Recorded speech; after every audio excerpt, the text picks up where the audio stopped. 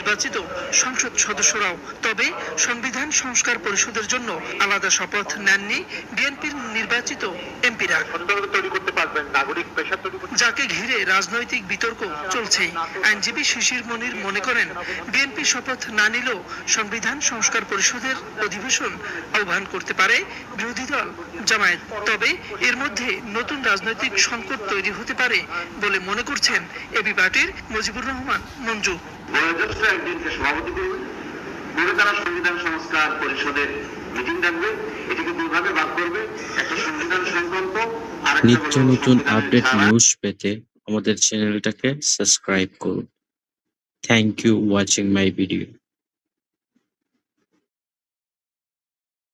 নির্বাচিত সংসদ সদস্যরাও। তবে সংবিধান সংস্কার পরিষদের জন্য আলাদা শপথ নেননি বিএনপির নির্বাচিত এমপিরা,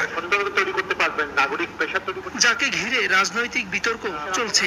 আইনজীবী শিশির মনির মনে করেন, বিএনপি শপথ না নিলেও সংবিধান সংস্কার পরিষদের অধিবেশন আহ্বান করতে পারে বিরোধী দল জামায়াত। তবে এর মধ্যে নতুন রাজনৈতিক সংকট তৈরি হতে পারে বলে মনে করছেন এবি পার্টির Mujibur Rahman Manju.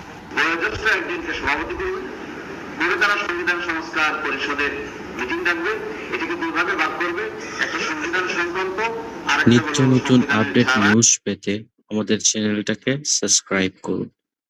Thank you watching my video.